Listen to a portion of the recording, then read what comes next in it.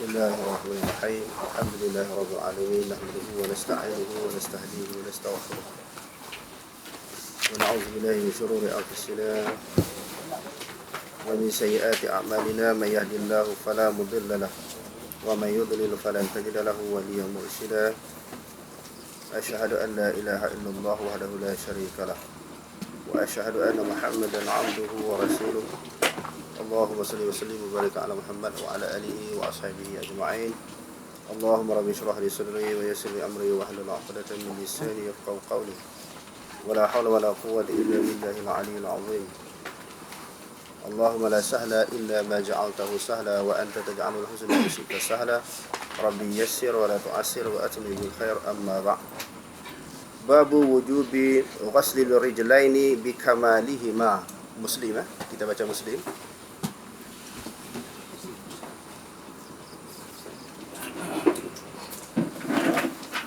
Bab berhubung dengan kewajipan membasuh kaki dengan sempurna keduanya. Bila kita ambil sembahyang, kita kena basuh kaki dengan sempurna. Dengan sempurna maksudnya dengan rata seluruh anggota kaki. Maknanya daripada bawah ujung jari sampai buku lali itu kena sempurna, kena ratakan air. Jadi kalau kita baca di dalam kitab hadis dan juga syarah Muslim ini, tadi kita baca, kita jumpa bab yang telah diketengahkan, iaitu babu wujubi ghusli rijlaini bikamalihima.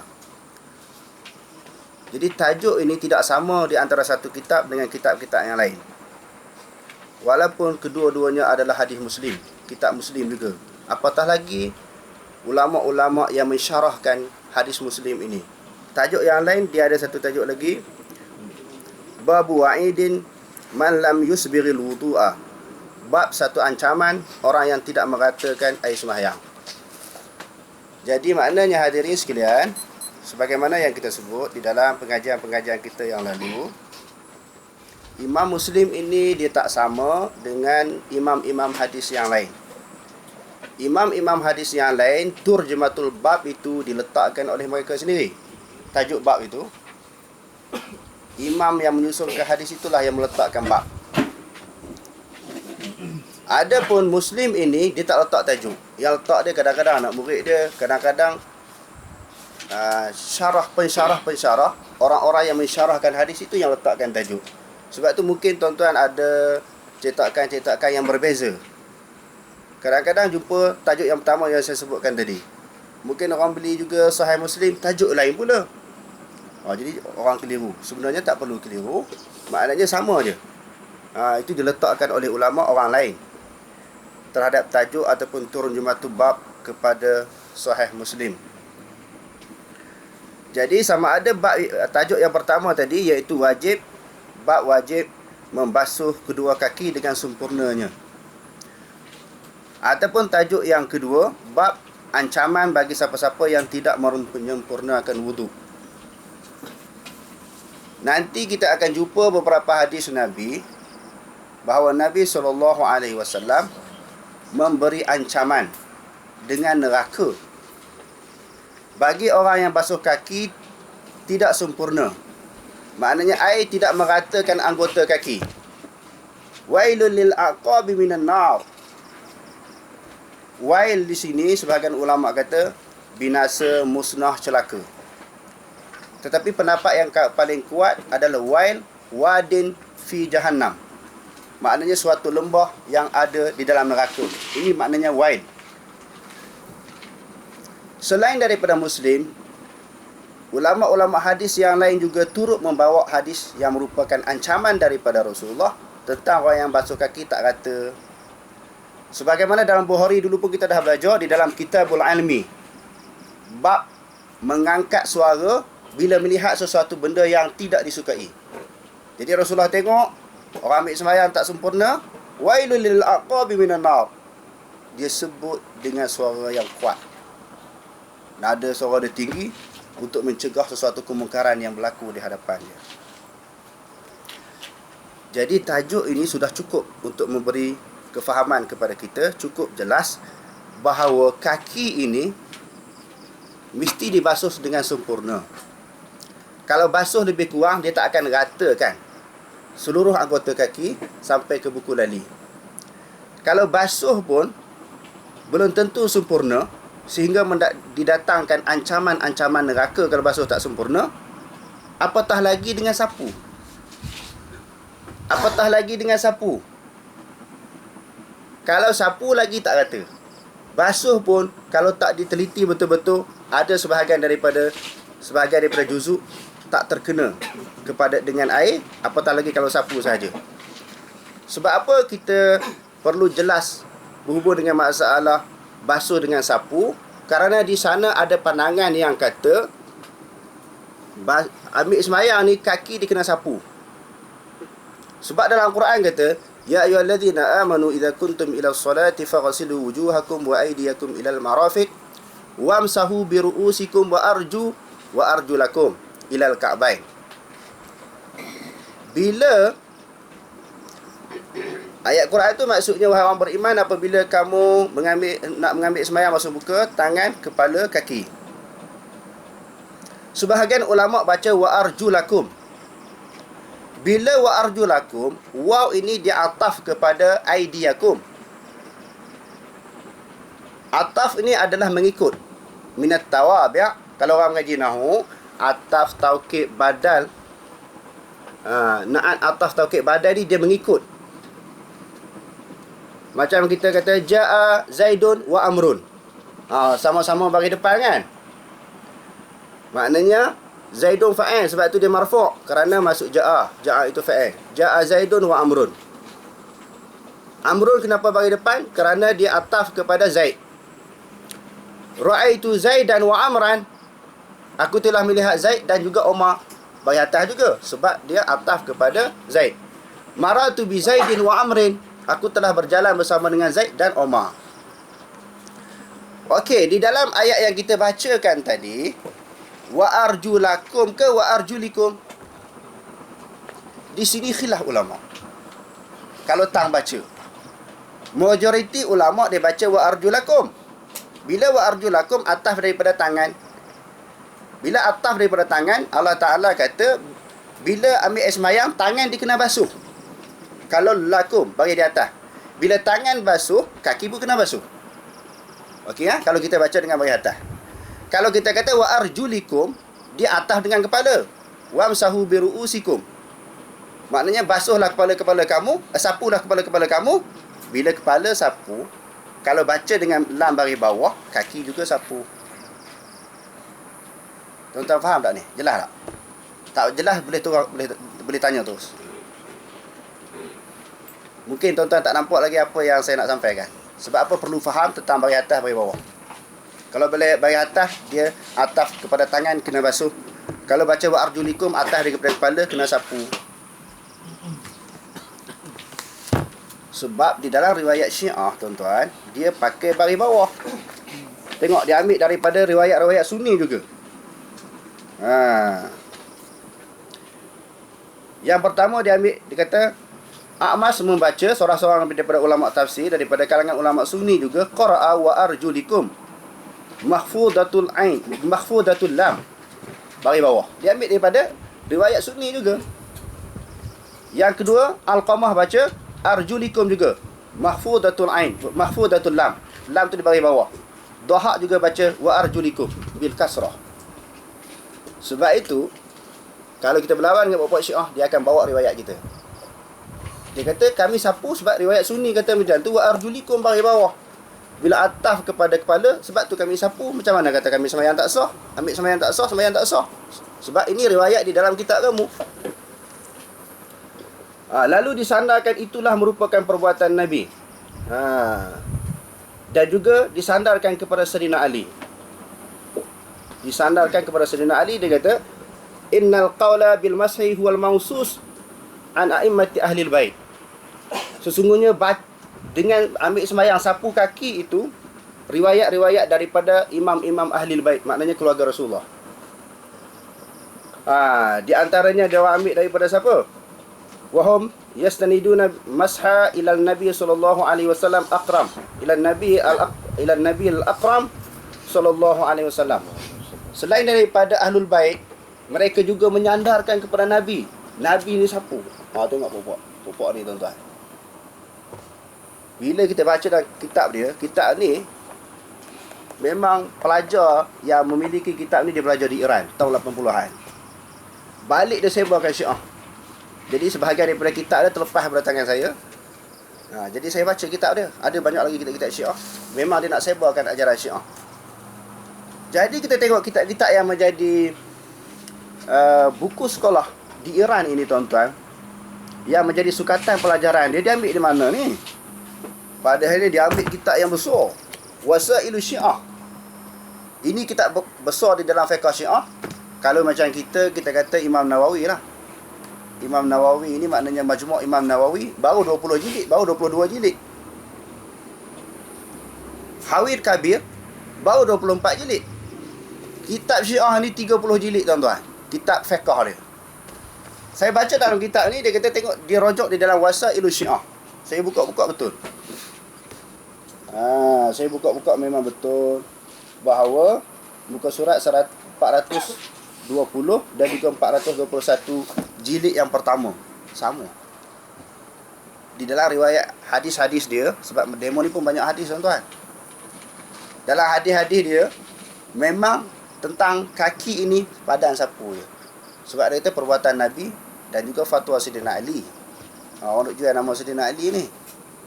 Jadi kalau ada orang nak jual pendapat sahabat senang-senangnya diamalkan, maka kita baik sembahyang boleh sapu je tuan-tuan. Sebab itu sebahagian daripada pandangan sahabat memang di dalam qiraatnya, di sudut bacaannya, ada daripada kalangan ahli sunnah wal jamaah baca dengan baris bawah, wa arjulikum.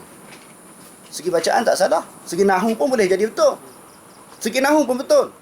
Nak baca baris atas kepada tangan, baca baris bawah, atas daripada kepala, betul. Kalau kita berdebat dengan nahwu, dia orang ada kekuatan. Sebab itu hukum Islam tak cukup dengan nahwu saraf. Dia kena tengok hadis. Kalau kita putuskan melalui nahwu saraf, okey, ada beberapa ayat. Salah satunya ayat Al-Quran di dalam surah An-Nur. Allah Ta'ala kata qad ya'lamullahu alladhina yastasallaluna minkum liwaza. Surah An-Nur. Maksud dia apa situ? Agak pelajaran malam ni agak berat sikit ni. Tuan-tuan kena tenang je dengar. Mungkin agak pening sikit. Kalau kita mengaji bahasa Arab, qad masuk kepada fi'il madhi maknanya sesungguhnya. Kalau kita mengaji bahasa Arab, qad masuk pada fi'il madhi sesungguhnya. Laqad kana lakum fi rasulillahi uswatun hasanah. Sesungguhnya pada diri Rasulullah contoh yang paling baik. Tetapi qad masuk kepada fi'il mudhari' kita terjemah apa? Kadang-kadang kan, qad ya'lamullahu allazina yatasallaluna minkum liwaza. Kadang-kadang Allah Ta'ala tahu berhubung dengan orang-orang yang bersembunyi. Maknanya Allah Ta'ala tu kadang-kadang dia tahu, kadang-kadang dia tak tahu. Boleh tak kita terjemah macam tu? Salah. Menunjukkan nahu dengan Quran, nahu duduk di bawah. Jangan pegang nahu ni, apa-apa hal dalam masalah hukum pegang nahu sarah. Salah. Sebab Quran dah bagi contoh. Kalau orang terjemahkan kadang-kadang murtad kita, Allah Ta'ala kadang-kadang tahu, kadang-kadang dia tak tahu. Di sudut tauhid, akidah pun dah rosak. Semua ulama-ulama tafsir dan penterjemah di dalam ayat ini diterjemahkan sesungguhnya. Jadi maknanya walaupun orang bawa bagi nahu ke sorah ke ilmu mu'allaq ni, kena tengok dengan Quran hadis. Sebab tu Allah Ta'ala dah hajar kita, fa in tanaza'tum fi syai'in faruddu ila Allah wa Rasul. Jika kamu berselisih pendapat di antara satu sama lain, kembali kepada Allah. Okey, dalam bab isu ambil sembahyang ni, dalam Quran tak jelas. Nak kena basuh ke sapu? Tengok hadis. Tak jumpa dalam Quran, tengok hadis Nabi. Nabi ni tuan-tuan sallallahu alaihi wasallam, dia duk ambil sembahyang hari-hari 5 waktu depan sahabat. Sahabat nampak Nabi ni dia basuh bukan sapu. Macam mana mari dalam riwayat Syiah kata sapu? Hadis Bukhari Muslim. Bahkan kalau orang yang basuh pun tak kena tumit dia, datang ancaman daripada Nabi, neraka. Kalau sapu dah tentu lagi tak kena, lagi tak rata, lagi tak sempurna. Sebab itu ulama-ulama letakkan tajuk ni cukup cantik, cukup jelas dah tuan-tuan. Dia kata apa tadi? Bab wajib basuh kedua kaki dengan sempurna. Kalau sapu sempurna tak sempurna? Sapu dah tentu tak sempurna. Basuh pun kadang-kadang air tak rata, kena teliti, kena perhati dulu baru kata. Celah-celah tu Ustaz. Wajib asal. Kalau sapu lagi tak kata. Ha ni main-main pok syiah ni. Kalau sapu celah-celah memang tak kena. Kadang-kadang orang yang kaki rapat pun dalam fiqh ada suruh ajar. Kena selati. Kalau dia kaki rapat wajib. Kalau kaki jarang sunat. Rasulullah pun buat macam tu. Kalau sapu confirm lah celah-celah ni tak kata. Jadi kadang-kadang kita jumpa golongan ini dia buat keluar riwayat-riwayat daripada kitab sunni juga. Sebab tu orang yang mengaji hadis dia jelas masalah ni dan dia boleh bagi jawapan. Dia buat mari nahu sarah balawah mantik kan yang duduk tepi. Apa yang kita nak amalkan, hujah yang dirojokkan kita, sumber rojokkan kita adalah Quran dan hadis Nabi.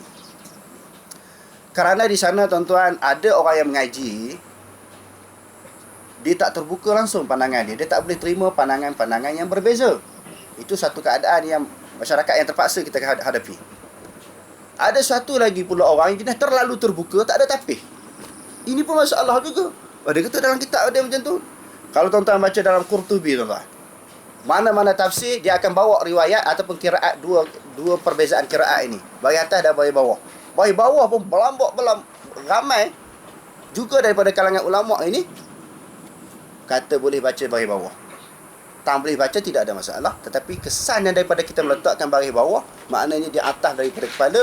Maksudnya bila kita ambil sembahyang pakai sapu pun padan sah lah. Kalau budak-budak dengar macam tu baru nak belajar sembahyang, baru nak belajar ambil sembahyang, seronok lah. Sapu-sapu lebih kurang belah. Buat macam buat syiah. Sebab ada dalam kitab sunni. Jadi kita kena tengok amalan Nabi macam mana. Hari-hari Nabi ambil sembahyang, sahabat nampak. Bila Rasulullah wafat pula, Sayyidina Osman sebut, hal adullukum, adakah kamu mahu aku nak tunjukkan bagaimana cara Rasulullah berwuduk. Bila Rasulullah, di zaman Rasulullah dah jelas. Bagi mana-mana sahabat tabi'in yang wujud pada masa tu yang tak pernah melihat Rasulullah ambil sembahyang, sahabat-sahabat ajar pula ambil sembahyang Rasulullah macam mana. Dia basuh muka, tangan, sapu kepala, kaki dibasuh juga. Hakadha wudu'i Rasulillah sallallahu alaihi wasallam. Urikum, dia kata, aku nak beritahu kepada kamu kaifa kana wudu'i Rasulillah sallallahu alaihi wasallam. Aku nak beritahu kepada kamu bagaimana cara wuduk Rasulullah. Tak ada di dalam riwayat bahawa Rasulullah ni bila ambil sembahyang dia sapu, dia basuh. Cuma ulama-ulama hadis kata kod-kod ada riwayat yang terpencil. Orang jumpa juga Rasulullah pernah sapu. Dia terbatal dengan ayat surah Al-Maidah tadi. Kerana surah Al-Maidah ini diturunkan di Madinah. Maknanya amalan-amalan yang kod pernah sapu dah batal. Dan hadis-hadis yang bagi larangan itu terlalu banyak. Maka secara kesimpulannya kita pegang bukan sapu, kita pegang tang basuh. Kita pegang maknanya pendapat yang betul, yang tepatnya berhubung dengan kaki ini dibasuh bukan disapu. Dan ada 3 orang sahabat dijumpai oleh ulama Ahlussunnah wal Jamaah pernah memfatwakan kaki ini disapu, di antaranya Sayyidina Ali sendiri, yang keduanya Ibnu Abbas, yang ketiganya Anas bin Malik. Tetapi ulama-ulama kata di antaranya Mufti Syabir Osmani, abang kepada Mufti Taqi Osmani, anak kepada Maulana Osmani, dia kata Mufti Taqi, dia kata bahawa Sayyidina Ali, Ibnu Abbas dan juga Anas rojok balik pandangan mereka kembali kepada pendapat jumhur sahabat tadi, iaitu pakai basuh bukan dengan sapu. Dan di dalam Qurtubi pula menyebut apabila Hasan bin Hussein dia baca wa arjulikum depan ayah dia. Hasan Hussein ni baca ayat Quran surah Al-Maidah ni, depan ayah dia baca wa arjulikum. Maknanya kaki itu disapu sebagaimana kepala. Sayyidina Ali berbetulkan sebenarnya wa arjulakum, yang tu yang betulnya. Maknanya bila wa arjulakum maksudnya kena basuh bukan dengan sapu. Hadatsana Harun bin Sa'id, hadatsana Harun bin Sa'id al-Aili wa Abu Tahir wa Ahmad bin Isa qalu akhbarana Abdullah bin Wahb an Makhramah bin Bukair an abihi an Salim maula Shaddad qala dahaltu ala Aisyah zaujin Nabi sallallahu alaihi wasallam. Imam Muslim dengan sanadnya menyebut daripada Aisyah radhiyallahu anha yang merupakan isteri Nabi sallallahu alaihi wasallam, yauma tuwaffa Sa'd bin Abi Waqqas, pada hari kewafatan Sa'ad bin Abi Waqqas. Fadakhala Abdurrahman bin Abi Bakrin, telah masuklah bertemu dengan Aisyah ini Abdurrahman, saudara lelaki kepada Aisyah. Mereka ini adalah anak Abu Bakar. Fatawadda'a andaha, lalu Abdurrahman ni ambil sembahyang di sisi Aisyah. Lalu Aisyah kata, faqalat ya Abdurrahman asbighil wudu'a, wahai Abdurrahman, sempurnakan wudu. Fa inni sami'tu Rasulullah sallallahu alaihi wasallam yaqul, kerana aku telah mendengar Rasulullah sallallahu alaihi wasallam bersabda, wailul lil aqabi minan nar. Jadi wail di sini sebahagian ulama kata binasa, celaka, kemusnahan, dan ada pendapat yang kata wail iaitu satu lembah yang berada dalam neraka. Maknanya pendapat yang kedua ini lebih betul, iaitu ancaman neraka. Siapa yang ambil sembahyang tak betul, tak sempurna, dia akan dihumbankan ke dalam neraka. Wailul lil aqabi, neraka wail lah bagi aqab. Aqab ni jamak daripada aqbun, maknanya tumit-tumit kaki. Maknanya bila ambil sembahyang, sebahagian daripada sahabat ni dia nak cepat, tumit kaki dia tak rata, tak kena air. Lalu datangnya ancaman ini. Sebagaimana dalam hadis Bukhari. Cuma di dalam riwayat ini Aisyah yang sebut, aku pernah dengar Rasulullah kata macam tu. Rasulullah bersabda begitu, dia beritahu kepada saudara lelaki dia iaitu Abdurrahman. Dia kata, aku telah mendengar Rasulullah sallallahu alaihi wasallam bersabda, wailul lil aqabi minan nar. Wa haddatsani Harmalah bin Yahya, haddatsana ibn Wahb, akhbarani Haywah, akhbarani Muhammad bin Abdurrahman anna Aba Abdullah maula Shaddad bin Mahad maula Shaddad bin al-Had haddatsahu annahu dakhala ala Aisyah fadzakara anha anin Nabi sallallahu alaihi wasallam bimithlihi. Riwayat yang kedua pun sama dengan hadis di atas tadi. Wa haddatsani Muhammad bin Hatim wa Abu Ma'nin Ar-Raqashi qala haddatsana Umar bin Yunus haddatsana Ikrimah bin Ammar haddatsani Yahya bin Abi Katsir qala haddatsani aw haddatsana. Di sini Sya'rawi haddatsani aw haddatsana Abu Salamah bin Abdurrahman haddatsani Salim maula al-Mahri qala kharajtu ana wa Abdurrahman bin Abi Bakrin fi janazati Sa'd bin Waqqas فمررت على باب حجرة عائشة فذكر عنها عن النبي صلى الله عليه وسلم مثله.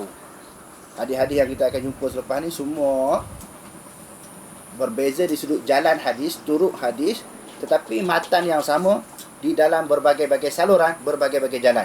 Kita baca je. Hadis yang ketiga ni pun sama. Bila bertemu dengan Aisyah, Abdurrahman ni dia ambil sembahyang di sisi Aisyah. Aisyah baca hadis tadi, wailul lil aqabi minan nar. Wa haddatsani Zuhair bin Harb haddatsana Jarirun wa haddatsana Ishaq akhbarana Jarirun an Mansurin an Hilal bin Yisafin an Abi Yahya an Abdullah bin Amr qala raja'na ma'a Rasulillah sallallahu alaihi wasallam min Makkah ila al-Madinati hatta idza kunna bima'in bit-tariq. Di dalam riwayat yang seterusnya ini, Imam Muslim dengan sanadnya menyebut bahawa Abdullah bin Umar telah berkata, kami telah pulang bersama Rasulullah sallallahu alaihi wasallam daripada Mekah ke Madinah sehingga sampai kepada satu tempat yang satu jalan yang ada di sisinya air yang berada di sisi jalan. Ta'ajjala qaumun 'inda al-'asri, sahabat-sahabat ni bersegeralah tergopoh-gapoh untuk menunaikan sembahyang asar. Fatawadda'una wa hum 'ijalun, mereka itu berwuduk dan mereka itu tergopoh-gapoh nak cepat ambil sembahyang ni nak cepat. Fantahaina ilaihim, kami pun sampai kepada mereka. Wa aqabahum taluhu, kaki-kaki mereka itu bercahaya, berkelipan kerana tak disentuh oleh air. Tumit kaki ni tak disentuh oleh air, ambil air sembahyang terlalu cepat. Lam yamassahal ma'u, tidak menyentuh akannya oleh air. Faqala Rasulullah sallallahu alaihi wasallam, wailul lil aqabi minan nar asbighil wudu'a, neraka wailah bagi orang yang tidak membasuh tumitnya dan sempurna. Asbighil wudu'a, sempurnakan oleh kamu akan wudu. Wa haddatsana Abu Bakr bin Abi Syaibah haddatsana Waqi' an Sufyan wa haddatsana Ibnu Mutsanna wa Ibnu Bashar qala haddatsana Muhammad bin Ja'far qala haddatsana Syu'bah kilahuma an Mansur بهذا الإسناد وليس في حديث شعبة أسبغ الوضوء. Di dalam hadis yang diriwayatkan oleh Syu'bah ini, dia sampai tang wailul lil aqabi minan nar asbiril wudu'a, tak ada. Wa fi hadisihi, iaitu Syu'bah an Abi Yahya al-A'rash, yang diambil daripada Abi Yahya A'rash. Haddatsana Syaiban bin Farruha wa Abul Kamili al-Jahhadi jami'an an Abi Awanata qala Abu Kamil haddatsana Abu Awanata an Abi Bishrin qala Yusuf bin Mahak an Abdullah bin Amr qala takhallafa 'anna an-nabiy sallallahu alaihi wasallam fi safarin. Imam Muslim dengan sanadnya yang seterusnya daripada Abdullah bin Umar, dia kata telah terlambat daripada kami oleh Nabi sallallahu alaihi wasallam di dalam satu musafir, safarnahu, yang kami musafir bersama dengannya, fa adrakna, lalu kami mendapati, fa'adarakana, dia mendapati akan kami, maknanya walaupun terlambat dia sempat bertemu dengan kami. Wa qad hadarat salatul asri, maka telah datanglah sembahyang asar. Fa ja'alna namsahu ala arjulina, lalu pun kami nak cepat, kami sapu je atas kaki kami. Tadi. Lalu Rasulullah nampak, fanada wailul lil aqabi minan nar, neraka lah bagi orang yang tidak basuh akan tumit-tumit dia. Hadatsana Abdurrahman bin Salam al-Jubahi haddatsana Ar-Rabi' yani ibn Muslim an Muhammadin wa huwa ibn Ziyad an Abi Hurairah anna an-nabiy sallallahu alaihi wasallam ra'a rajulan min lam yaghsil aqibaihi faqala wailul lil aqabi minan nar. Haddatsana Qutaibah wa Abu Bakr bin Abi Shaybah wa Abu Quraib qalu haddatsana Waqi' an Syu'bah an Muhammad bin Ziyad an Abi Hurairah annahu ra'a qauman yatawadda'una minal mithharah. Dalam riwayat yang lain bahawa Abu Hurairah melihat orang mengambil air sembahyang daripada bekas air. Faqala asbighul wudu'a, hendaklah kamu semua menyempurnakan wuduk. Fa inni sami'tu Aba Qasim, kerana sesungguhnya aku telah mendengar Aba Qasim gelaran kepada Rasulullah, yaqulu, bersabda, wailul lil araqibi minan nar, neraka lah bagi urat-urat keting. Tadi buku lali itu di belakangnya kan urat keting. Urat keting juga sebahagian daripada anggota kaki yang wajib dibasuh. Dalam riwayat ini Abu Hurairah kata, neraka lah bagi urat-urat keting yang tidak terkena air. Maknanya buku lali pun kena, tumit pun kena, urat keting pun termasuk di dalam anggota wuduk lagi, sebab dia tidak melepasi buku lali. Di bawah pada buku lali, maka kena basuh juga. Wajib dibasuh. Haddatsani Zuhair bin Harbin haddatsana Jarirun an Suhailin an abihi an Abi Hurairah qala Rasulullah sallallahu alaihi wasallam wailul lil aqabi minan nar. Wallahu a'lam. Ustaz, maksud sapu tu kita ambil air dengan tangan, kita sapu masuk dia macam tu. Ya. Ataupun yang biasa kita ni kita jiwa, lepas tu kita sapu. Yang tu tak hendak apa. macam tu. Itu tak apa. Yang tu untuk meratakan, lebih meratakan lagi. Ada pemaksud yang Nabi larang ni semata-mata sapu. Sapu di atas, macam sapu di atas dua khuf. Yang tu tak boleh lah. Sapu di atas dua khuf. Kalau yang kita buat basuh, kita gosok lagi, itu memang disuruh nak lebih meratakan air. Tak. Kadang ada guna spray tak? Kata kau murah buat tu, untuk madai tak? Kalau dia rata memadai, sah. Ya, isunya yang pentingnya rata anggota wudu. Boleh. Yang ancaman ni untuk kaki saja, macam mana dengan anggota yang lain? Sama. Ancaman ini bukan khusus kepada kaki saja, tetapi oleh kerana kebiasaannya orang kaki tak kena air. Kalau kepala ni tak apalah, sebab dia nak sebahagian kecil je. Kalau kita kata muka, tangan pun yang tak kena air, maka termasuk di dalam ancaman ini.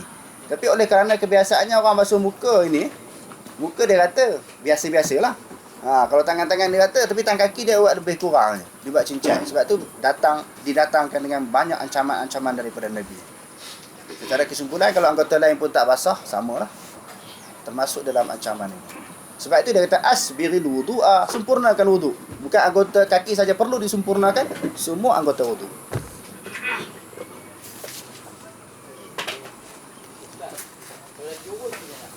Yang pentingnya basah. meratai, jurus ke, celup ke, itu tak apa. Golek-golek kaki. Boleh. Boleh. Kalau dia rata, yang pentingnya dia rata. Yakin semua. Rata, dia yakin tu rata, maka sahlah wuduk dia. Kalau gosok itu lebih baik. Ya, boleh satu kamu yang lepas. Kita yang bawa imal orang belakang tu ada yang tidak. Yang orang sebelum nak bawa imal Kita imal ada ke? Itu ada di dalam fiqhnya, di dalam hadis tak ada. Dalam fiqhnya di antaranya di dalam kitab Sabil al-Muhtadi ada. Tetapi syaratnya kita mesti takbir terlebih dahulu. Kalau terus kita cuik dia sebelum takbir haram, dianggap sebagai mengganggu orang sembahyang. Sebab kita tak sembahyang. Boleh balik rojak dalam kitab Sabil al-Muhtadi di dalam bab sembahyang berjemaah. Untuk Ustaz Haran ni kata, tumit ni dia tubuh banyak kan kata. Kat tumit dia bila dia air dia tak kena dia. Boleh jadi? Tak kena dia kata. Dia lawan gitu je dia kata. Cuci tu yang datang kau kan. Ya. Sebab tu maknanya tutup dia debu tu kaki dia pun dia lalu air. Sebab tu sebaik-baiknya digosok. Takut tak kena.